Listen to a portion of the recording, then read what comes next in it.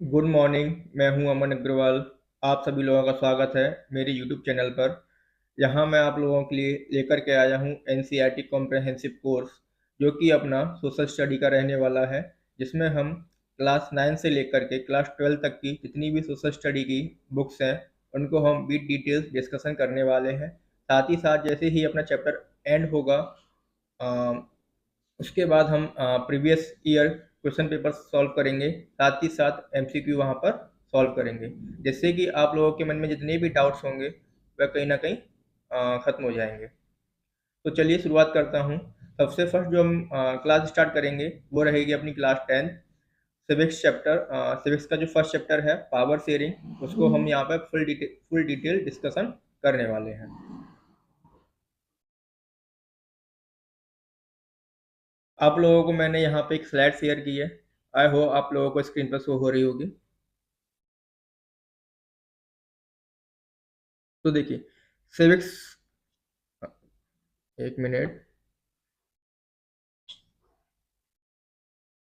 हाँ, सिविक्स का first chapter है जिसका नाम है अपना पावर शेयरिंग।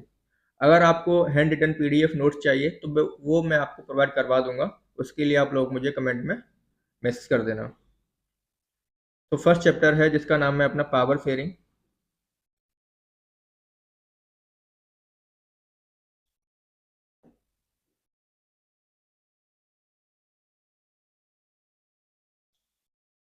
हाँ, इस चैप्टर में हम क्या क्या पढ़ने वाले हैं, क्या क्या डिस्कस करने वाले हैं, वह समझते हैं। सबसे पहले how power share, how power is divided in democracy, यानी कि जो डेमोक्रेसी है उसके अंदर हम जो पावर शेयर किस तरीके से कर सकते हैं। देन उसके बाद जो सेकंड टॉपिक है अपना why power sharing is important, जो डेमोक्रेसी के अंदर जो पावर शेयरिंग है वो किस तरह से और क्यों इम्पोर्टेंट है। साथ ही साथ अगर हम डेमोक्रेसी के अंदर जो पावर शेयर है उसको ना ही करें तो क्या होगा, उसका क्या रिजल्ट निकल करके आएगा, what if there is no power sharing. तो चलिए हम स्टार्ट करते हैं। We start with two stories from Belgium and Sri Lanka. यहाँ हम जो चैप्टर स्टार्ट करेंगे वो करेंगे टू कंट्रीज से, जो कि अपनी फर्स्ट रहेगी बेल्जियम, सेकंड रहेगी श्रीलंका। इस चैप्टर में बेल्जियम एंड श्रीलंका की स्टोरी के बारे में बताया गया है। दी story help us to understand why there is a need for power sharing in democracy। इस चैप्टर से, इस स्टोरी से हमें ये पता चलेगा कि जो डेमोक्रेसी है उसके अंदर जो पावर शेयरिंग की जो नीड है वो क्यों पड़ती है। तो सबसे फर्स्ट जो स्टोरी रहेगी वो रहेगी अपनी बेल्जियम कंट्री की। ठीक है, तो चलिए स्टार्ट करते हैं। तो बेल्जियम जो है स्मॉल कंट्री है। अब ये कंट्री कहाँ है, यूरोप में है। इसके साथ साथ जैसे कि अपने इंडिया है, इंडिया के साथ साथ नेबरिंग कंट्रीज भी हैं जिससे अपना इंडिया जो है बॉर्डर शेयर करता है। तो उसी तरह से जो है बेल्जियम, इसके जो बॉर्डर शेयर होते हैं वो किस किस कंट्री से होते हैं। फर्स्ट अपना फ्रांस, सेकंड नेदरलैंड, थर्ड अपना Germany and fourth Luxembourg. Then Belgium का जो एरिया है वो अपना जो स्टेट है हरियाणा उससे कितना है, छोटा है, स्मॉल है, स्मॉल एरिया है।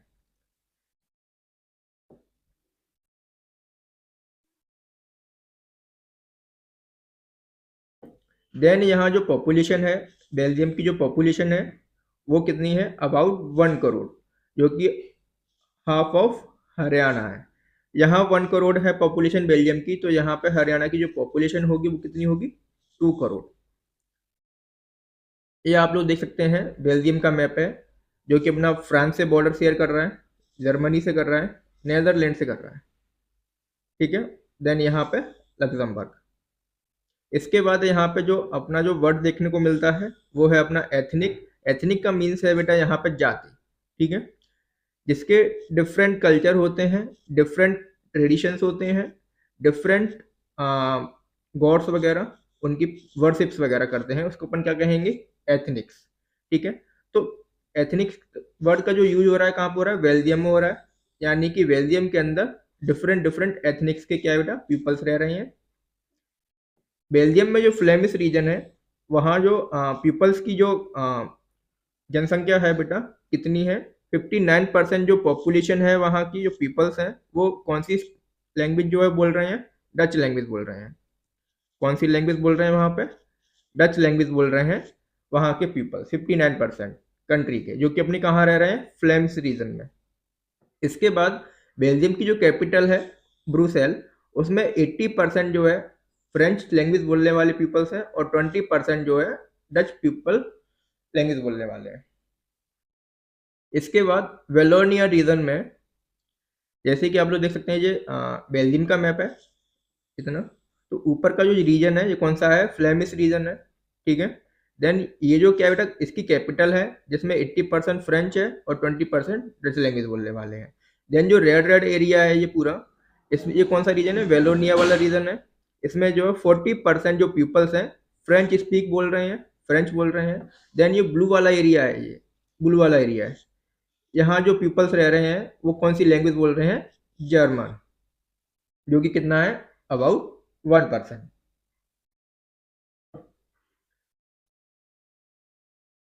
ये इस तरीके से कुछ मैप है, देखिए, ये देखिए, ये देखिए, ठीक है। ऊपर इतना जो एरिया है ये कौन सा है, अपना डच है। नीचे जो एरिया है ये अपना फ्रेंच है, नीचे जो फिर ये एरिया अपना जर्मन है। अब ऐसा क्या हुआ बेल्जियम कंट्री के अंदर फ्रेंच और डच पीपल्स को लेकर के कि इनके बीच में टेंशंस क्रिएट हो गए, यानी कि डिस्प्यूट क्रिएट हो गए, लड़ाई जैसी सिचुएशंस क्रिएट होने लगी। तो देखिए यहाँ पे जो माइनॉरिटी थी बेटा किसकी, फ्रेंच स्पीकिंग की, तो वो कैसी थी बेटा, माइनॉरिटी थी फ्रेंच स्पीकिंग की, बट जो फ्रेंच स्पीकिंग पीपल्स थे वो रिलेटिवली कैसे थे, रिच थे, रिच एंड पावरफुल। इनकी जो नंबर ऑफ पीपल्स कम है बट रिच एंड पीपल्स हैं, यानी कि जितने भी हैं पैसे वाले हैं और पावरफुल भी हैं साथ ही साथ। बट यहाँ जो डच पीपल्स हैं, डच स्पीकिंग वाले पीपल्स हैं, वो क्या है बेटा, मेजोरिटी में है बट वो रिच एंड पावरफुल नहीं है। तो यहाँ पे इनको जो बेनिफिट्स मिल रहे हैं, इकोनॉमिक डेवलपमेंट एंड एजुकेशन वगैरह, वो कहीं ना कहीं कम देखने को मिलेंगे अपन को, कहाँ, डच पीपल्स को। जितने भी बेनिफिट्स हैं वो कौन ले जाएगा बेटा, रिच वाले, पैसे वाले, ठीक है, पावरफुल वाले। इसके बाद the tensions between the two communities, इससे क्या हुआ, टेंशंस क्रिएट हो गई टू कम्युनिटीज के बीच में, ठीक है। अलग ही समस्या बनती है यहाँ ब्रुसेल के अंदर। इसके बाद ब्रुसेल प्रेजेंटेड स्पेशल प्रॉब्लम, यहाँ पर ब्रुसेल में एक स्पेशल प्रॉब्लम निकल करके आती है कि जो डच स्पीकिंग पीपल्स हैं कॉन्स्टिट्यूट ए मेजोरिटी, यानी कि बेल्जियम में जो डच पीपल्स हैं उनकी मेजोरिटी कहीं ना कहीं ज़्यादा है, but in the country capital, but इसकी जो कंट्री की कैपिटल है बेटा ब्रुसेल, वहाँ कहीं ना कहीं फ्रेंच की मेजोरिटी ज़्यादा है, कहीं ना कहीं फ्रेंच की मेजोरिटी ज़्यादा है, ठीक है।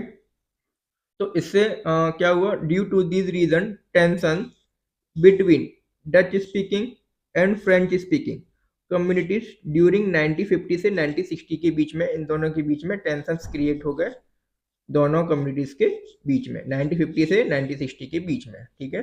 डिस्प्यूट वगैरह लाइक कॉन्फ्लिक्ट वगैरह,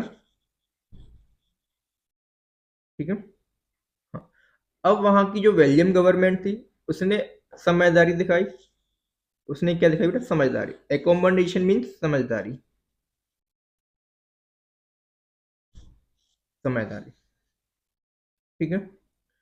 तो उन्होंने क्या समझदारी दिखाई, उन्होंने क्या किया, 1970 से लेके 1993 या 1994 के बीच में उनका जो कॉन्स्टिट्यूशन था उसमें क्या किया, अमेंड किए, यानी बदलाव किए, कुछ चेंजेस किए, ठीक है।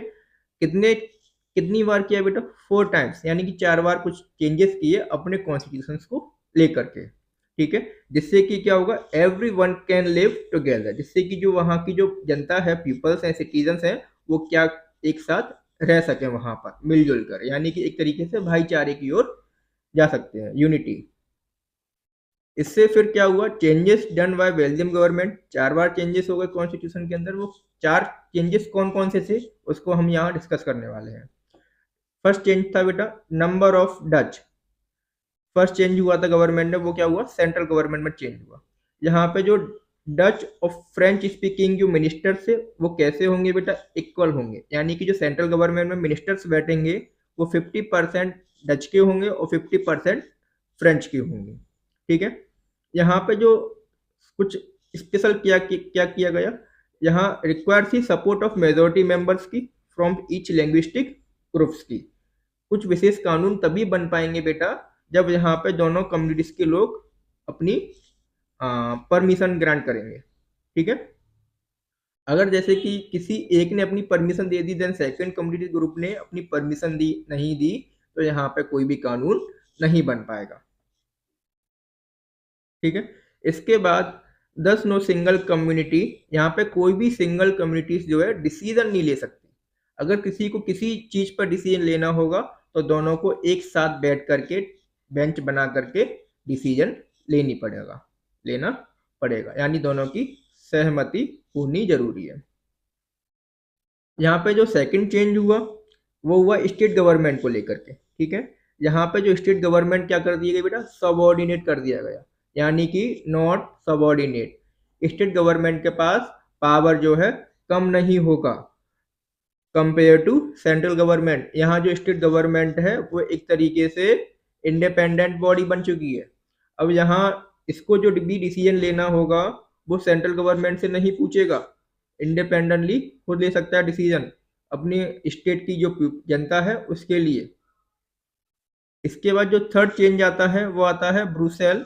ब्रुसेल क्या थी बेटा, अपनी बेल्जियम की कैपिटल। इसको क्या कर दिया गया, एक सेपरेट गवर्नमेंट फॉर्म कर दिया गया, सेपरेट गवर्नमेंट फॉर्म कर दिया गया। यानी कि यहाँ पे जो कम्युनिटीज थी बेटा, बहुत कौन कौन सी, एक फ्रेंच थी एक डच थी। ठीक है, तो इनको क्या कर दिया गया, इक्वल रिप्रेजेंटेशन कर दिया गया, यानी कि दोनों में क्या होगा, इक्वल रिप्रेजेंटेटिव होंगे। ठीक है, ब्रुसेल में भी अलग गवर्नमेंट है और इसमें भी दोनों कम्युनिटीज के इक्वल रिप्रेजेंटेटिव होंगे, यानी 50-50%। इसके बाद अपन देखेंगे, ये एक इम्पोर्टेंट नोट करके मैंने कुछ दिया है यहाँ पे, तो इसको देखते हैं। यहाँ जो फ्रेंच स्पीकिंग पीपल्स हैं उन्होंने एक्सेप्ट कर लिया, यहाँ पे क्या कर लिया, फ्रेंच स्पीकिंग पीपल्स ने एक्सेप्ट कर लिया इक्वल रिप्रेजेंटेशन के लिए ब्रुसेल के अंदर, यानी कैपिटल के अंदर। क्यों कर लिया, उनको पता है कि हमारी जो मेजोरिटी है सिर्फ ब्रुसेल के अंदर है, बाकी पूरी एंटायर दी कंट्री किसकी है बेटा, डच की। तो पूरी कंट्री में डच ने जो है कॉपरेट किया, तो उन्होंने सोचा कि हम भी साथ में इनके साथ साथ कॉपरेट हम भी कर सकते हैं कहीं ना कहीं, तो उन्होंने भी कोऑपरेट किया और उन्होंने भी मतलब ये एक्सेप्ट कर लिया कि हाँ ठीक है, इक्वल रिप्रेजेंटेशन होना चाहिए ब्रुसेल के अंदर। ठीक है, वही लिखा है, Dutch speaking communities has accepted equal representation in the central government. देखो ऊपर सेंट्रल गवर्नमेंट में किसने कोऑपरेट किया बेटा, डच वालों ने। ब्रुसेल में किसने कर लिया, फ्रेंच वालों ने। ठीक है, तो इससे क्या हुआ, जो कॉन्फ्लिक्ट हुआ, ठीक है, डिस्प्यूट वगैरह होंगे, वो कहीं ना कहीं कम देखने को मिलेंगे यहाँ पे। इसके बाद जो फोर्थ चेंजेस हुआ वो क्या हुआ, apart from the central government and state government, इन दोनों को छोड़ करके एक थर्ड टाइप की गवर्नमेंट निकल कर आती है। इसको अपन क्या करें, थर्ड काइंड ऑफ गवर्नमेंट, जिसका नाम क्या है बेटा, कम्युनिटी गवर्नमेंट। इसमें क्या था, कम्युनिटी गवर्नमेंट में इसको कौन इलेक्ट करता था, इलेक्ट बाय द पीपल, जो कहाँ से बिलोंग करते थे, belonging to one language community. अब वो चाहे फ्रेंच से भी हो, चाहे वो डच से हो, चाहे वो जर्मन से हो, कोई मैटर नहीं करता। ठीक है, देन वो कहीं पे भी रह रहे हो, इससे भी कोई मैटर नहीं है। This government has the power regarding culture, education and language related issue. इस गवर्नमेंट के पास पावर था बेटा, किससे रिलेटेड, कल्चर से रिलेटेड, एजुकेशन से related and language related issue. जितने भी इशू होंगे इन तीनों चीज़ों को लेकर के इसके बेस पे ये लॉ बना सकते हैं बेटा। कौन बना सकता है, जो थर्ड काइंड ऑफ गवर्नमेंट थी, यानी कि कम्युनिटी गवर्नमेंट। फिर इन लोगों ने क्या किया, ब्रुसेल ने हेडक्वार्टर जो है किसको चुन लिया, यूरोपियन यूनियन को, यानी कि यूरोपियन यूनियन का जो पार्लियामेंट था वो कहाँ बनाया गया, ब्रुसेल के अंदर। ये देख सकते हो इमेज हेडक्वार्टर की, यूरोपियन पार्लियामेंट की, जो कि अपना कहाँ बना दिया गया, ब्रुसेल के अंदर। इसके बाद जो नेक्स्ट स्टोरी है अपनी है श्रीलंका की। किसकी स्टोरी बेटा, श्रीलंका की। श्रीलंका जो है चारों तरफ पानी से घिरा हुआ है, चारों तरफ पानी से घिरा हुआ है, इधर भी वाटर है, इधर भी वाटर, इधर भी, इधर भी। तो इसको हम क्या कहेंगे, आइलैंड बोलेंगे। ठीक है, तो Sri Lanka is an island nation जो कि इंडिया के सदर्न कोस्ट पर लाई करता है, तमिलनाडु। ठीक है, इसकी जो पॉपुलेशन है अबाउट 2 करोड़ है, जो कि सेम है हरियाणा के। हरियाणा क्या है, इंडिया का एक स्टेट है। श्रीलंका की जो कैपिटल है वो है अपनी कोलंबो, बट प्रेजेंट में शायद से श्री जयवर्धनेपुरा करके है। आप लोग गूगल करना तो वहां से कंफर्म करना कि क्या है। देखो यहाँ पे भी एथनिक शब्द यूज किया गया है, वर्ड जो है यूज किया गया है। एक्चुअली मैं इसको पहले ही आपको बता चुका हूँ, तो यहाँ पे बार बार मैं इसको रिपीट नहीं करने वाला। श्रीलंका में भी जो है 74% सिन्हाला स्पीकर्स हैं, जो किस रिलीजन से हैं बेटा, बुद्धिस्ट से। किससे हैं, बुद्धिस्ट से, जो क्या बोल रहे हैं, सिन्हाला लैंग्वेज बोल रहे हैं। यहाँ पे 18% जो है तमिल स्पीकर्स हैं, जो कि हिंदू भी हैं, साथ में मुस्लिम भी हैं। ठीक है, इसमें से कुछ तमिल नेटिव्स हैं जो कि परमानेंट श्रीलंकन थे, जो कि परमानेंट श्रीलंका में रहते थे। कितने परसेंट है बेटा, 13%। अब इंडियन तमिल्स कौन थे, जो तमिलनाडु से कॉलोनियल टाइम में श्रीलंका जाते थे काम करने के लिए एज अ वर्कर। सुबह जाते थे, शाम को आते थे। तो वो लोग क्या है, सुबह शाम डेली आते आते थे, तो परेशान हो जाते थे। तो फिर वो उन्होंने क्या किया, श्रीलंका में परमानेंट रहने लगे। तो उनको क्या बोला, इंडियन तमिल्स, जो कि कितने परसेंट है, 5%। ठीक है, Tamil who is already resident of Sri Lanka, यानी परमानेंट वाले। ठीक है, जो परमानेंट शुरुआत से ही वहीं रह रहे हैं। और ये कौन है, जो इंडिया से श्रीलंका जाते थे टी वर्कर्स, यानी कि काम करने के लिए, चाय बागानों के लिए।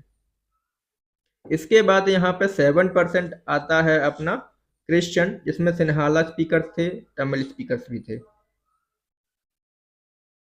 ये देख सकते हैं, ग्रीन वाला जो है तमिल रह रहे हैं इतनी एरिया में, ग्रीन वाले एरिया में जो है तमिल रह रहे हैं।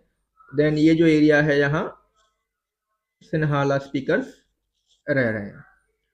तो देख सकते हैं कि सिन्हाला स्पीकर्स का जो एरिया है काफ़ी बड़ा है। ठीक है, और तमिल वालों का सिर्फ इतना एरिया, देन इतना एरिया। ठीक है, तो कहीं ना कहीं यहाँ जो मेजॉरिटी है इसकी है, सिन्हाला की है।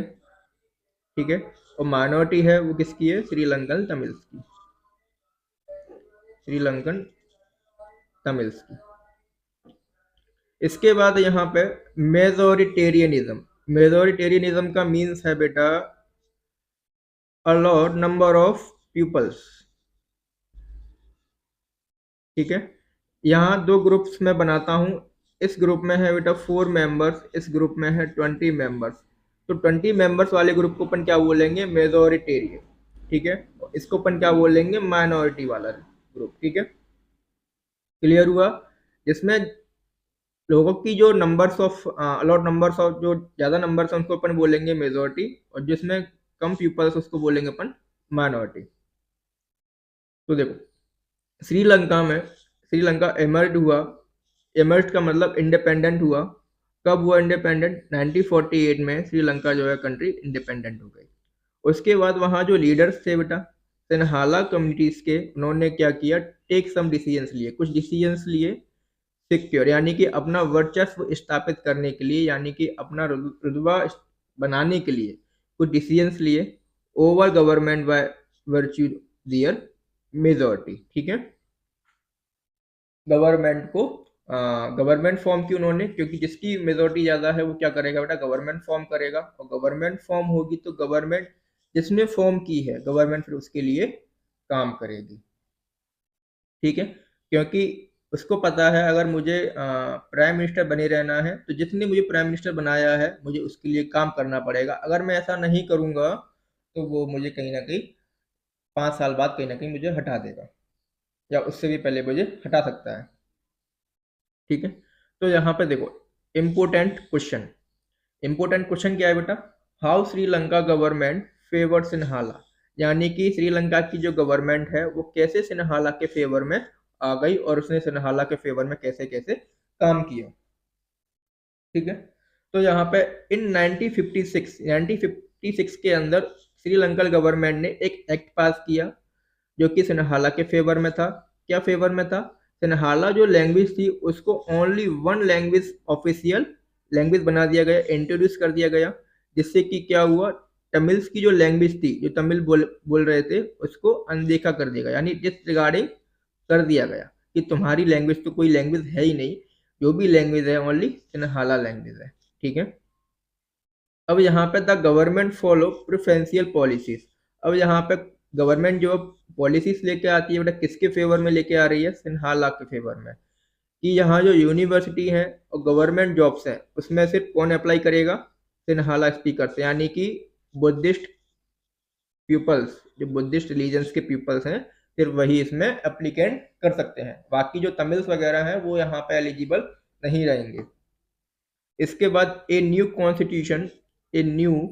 Constitution stipulated that the state shawl protect and faster Buddhism. यहाँ जो कॉन्स्टिट्यूशन था, नया कॉन्स्टिट्यूशन बनाया था, उसमें साथ ही साथ ये भी लिखा गया कि जो बुद्धिस्ट है, यानी जो रिलीजन है बुद्धिस्ट, उसको क्या करेगी स्टेट, आगे बढ़ने के लिए प्रोत्साहन करेगी।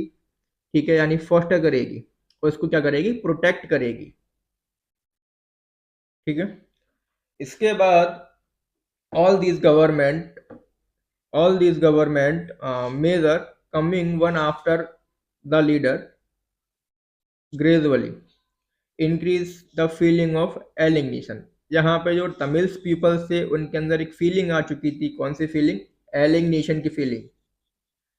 एलाइनेशन की फीलिंग यहाँ आ गई। एलाइनेशन का फीलिंग का मतलब ये है बेगानेपन की फीलिंग। जैसे कि एक ही परिवार में दो भाई बहन है, ठीक है, तो एक पे ज़्यादा डांट पड़ती है तो वो क्या सोचता है कि मुझे तो मम्मी पापा जो है भूरे से उठा करके लाए हैं, तो उसके अंदर एक फीलिंग आ जाएगी कि मैं तो इनका बेटा हूँ ही नहीं, बेटा तो इनका से बड़ा वाला है, ऐसा वैसा। तो उसके अंदर एक फीलिंग आ जाती है बेगानेपन की। ऐसी ही फीलिंग जो है किसके अंदर आ गई, श्रीलंकन तमिल्स के अंदर, कि हमारा तो कोई वर्चस्व है ही नहीं, यानी हमारा तो कोई डोमिनेंस है ही नहीं, कोई बात ही नहीं है हमारी, हम तो देश के बाहर बाहर से आए हैं, ऐसा वैसा उनके अंदर फीलिंग आ गई। हमारा कोई धर्म नहीं है, हमारी कोई ट्रेडिशंस कल्चर वगैरह कुछ भी नहीं है, जो भी है सिर्फ सिन्हाला कम्युनिटीज वालों का है, ऐसा उनके अंदर फीलिंग आ गई। किसके अंदर, तमिल स्पीकर्स के अंदर। एक मिनट बेटा रुकना।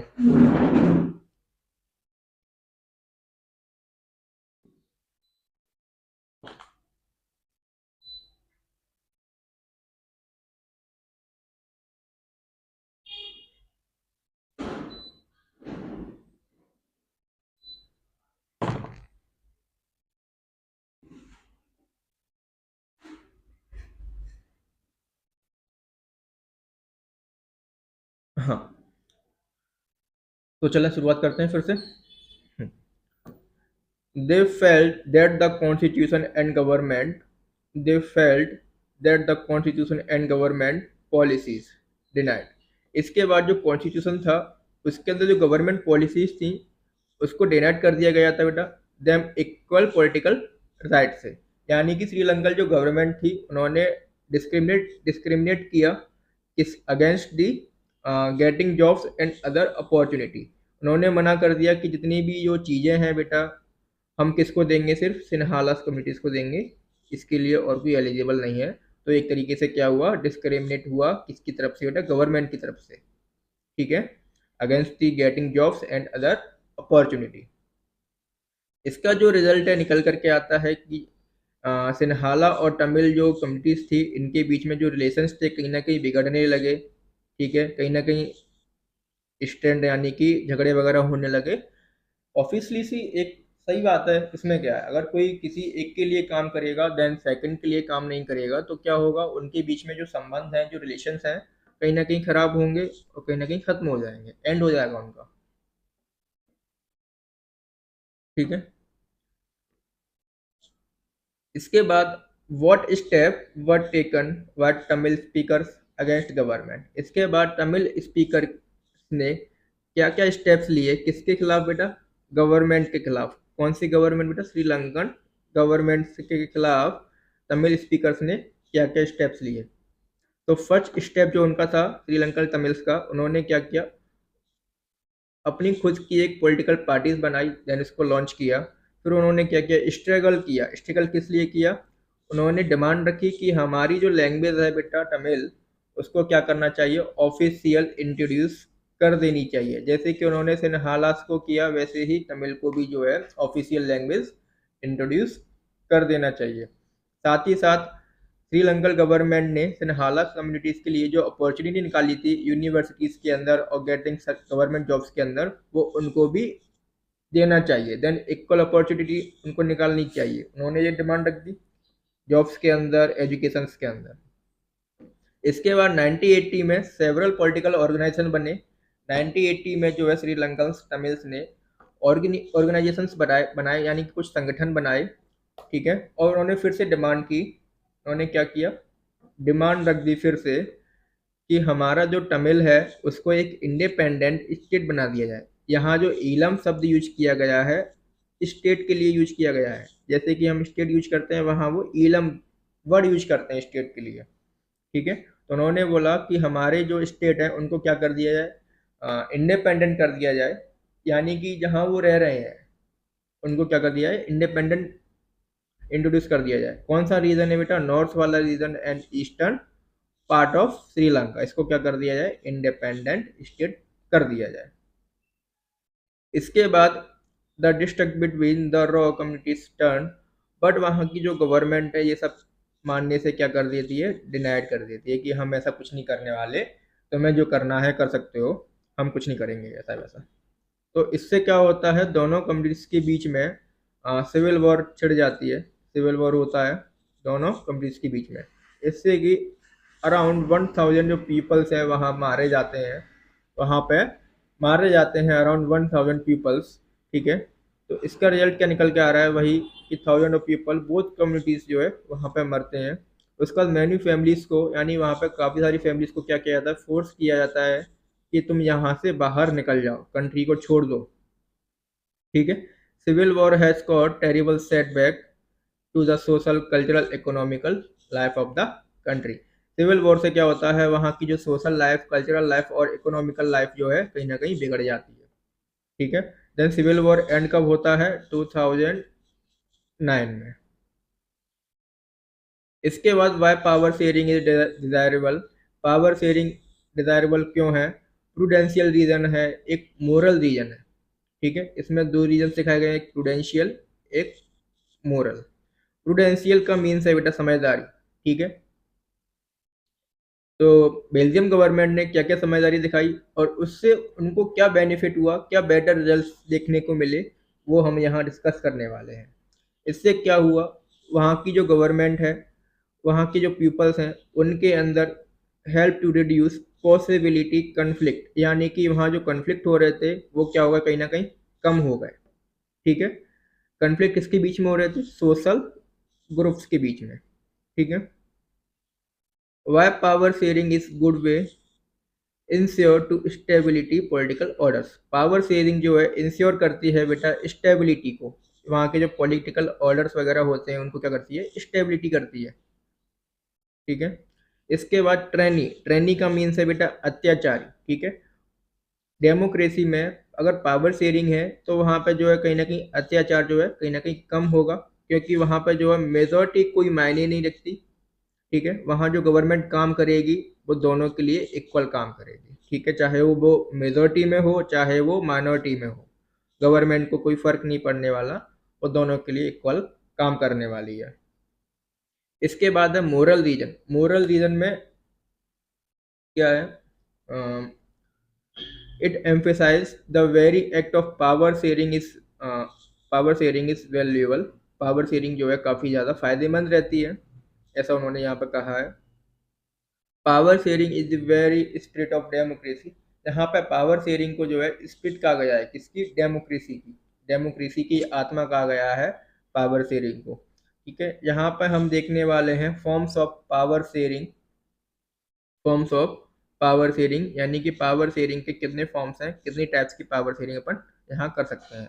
तो यहाँ पे about the 4 types of power sharing, कितनी टाइप्स हैं, 4 तरीके से यहाँ अपन पावर शेयर कर सकते हैं कंट्री के अंदर। फर्स्ट जो रहने वाला है हॉरिजॉन्टल डिस्ट्रीब्यूशन रहने वाला है। इसमें जो है पैरेलली पावर शेयरिंग की जाएगी कंट्री के अंदर। इसमें फर्स्ट प्लर रहेगा, सेकंड प्लर रहेगा, देन थर्ड प्लर रहेगा। फर्स्ट प्लर में फर्स्ट कलर में रहने वाला है लेजिस्लेचर, जहां विधायक बैठते हैं जिसे हम लोग चुनते हैं बाय द इलेक्शन। ठीक है, वो कहाँ बैठेंगे? संसद में, यानी कि इंडियन पार्लियामेंट में। चाचा विधायक हैं हमारे, यहीं खटिया डाल के सोएंगे। ठीक है, तो देखो इंडियन पार्लियामेंट इंडिया के अंदर कहाँ पे है?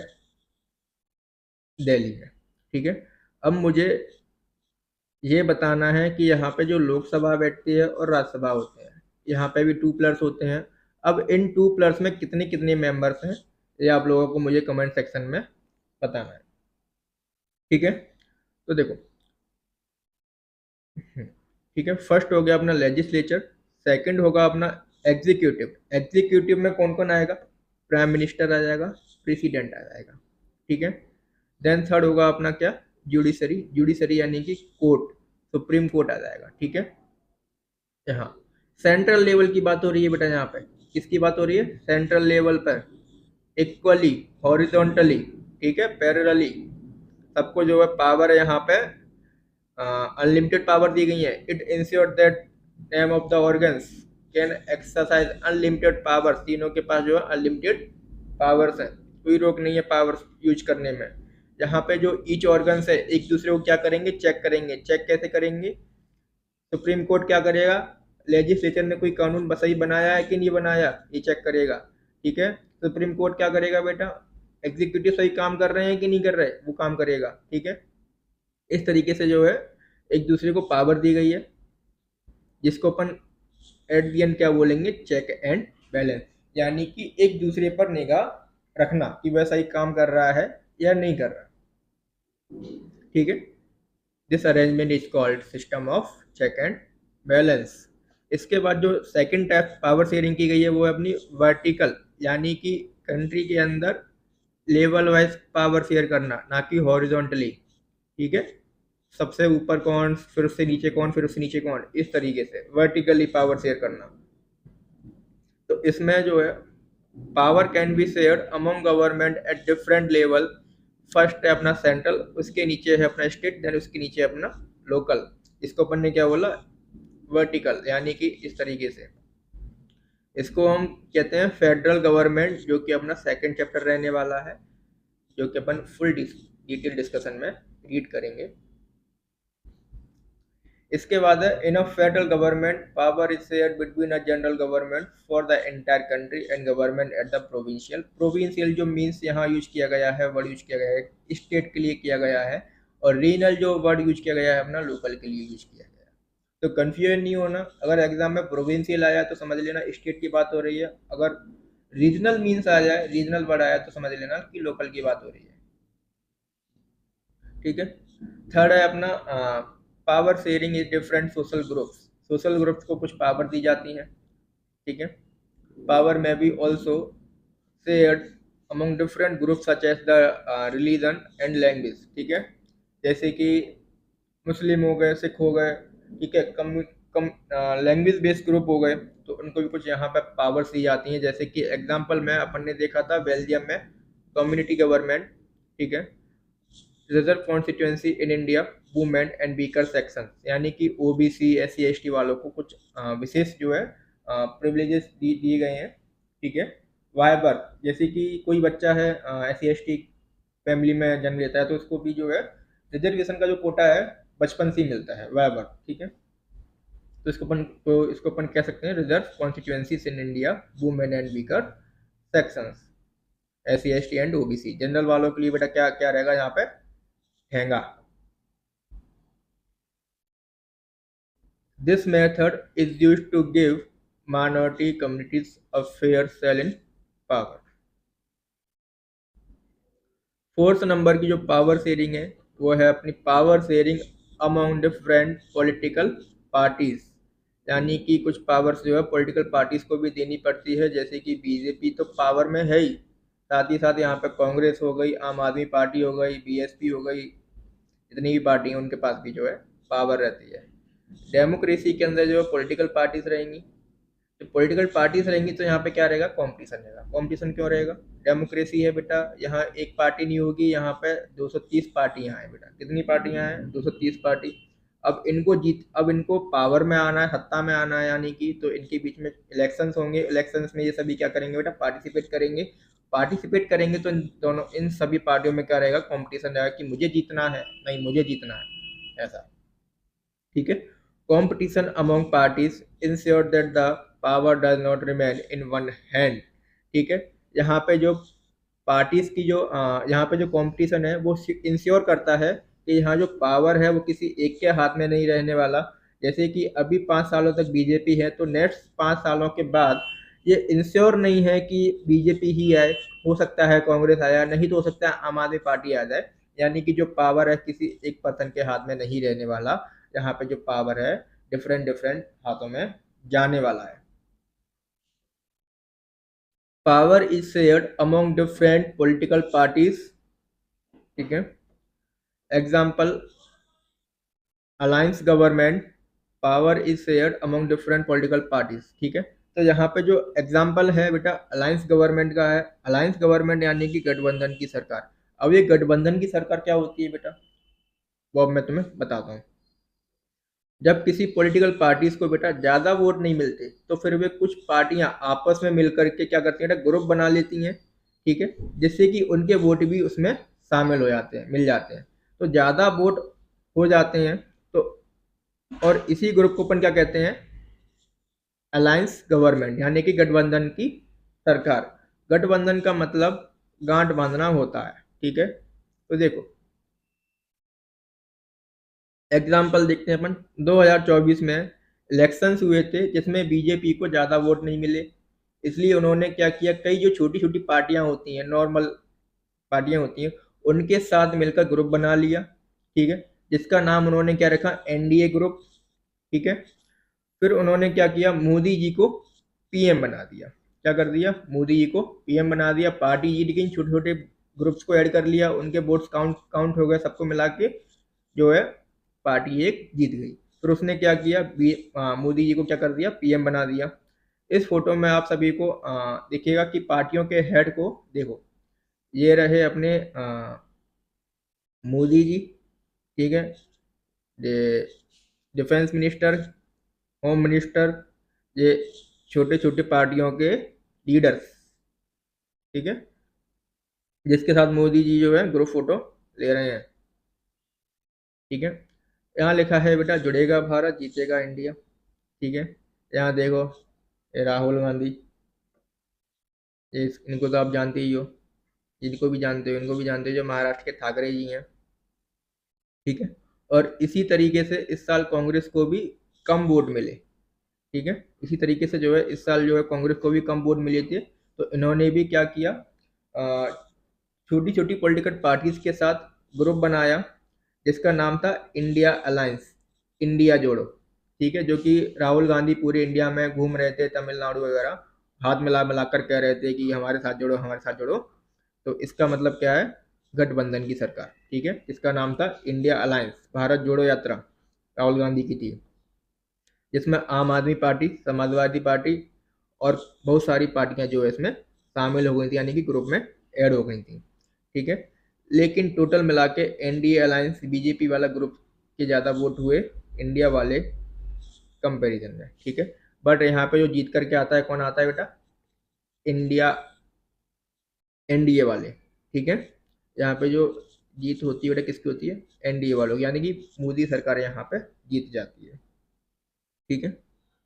इसीलिए मोदी जी फिर से एक बार फिर पीएम बन गए और इसे गठबंधन की सरकार बोलते हैं। अगर आपको ये वीडियो अगर अच्छी लगे तो इस वीडियो को ज़्यादा से ज़्यादा शेयर, लाइक, कमेंट और मेरे चैनल को सब्सक्राइब करना ना भूलें। Thank you.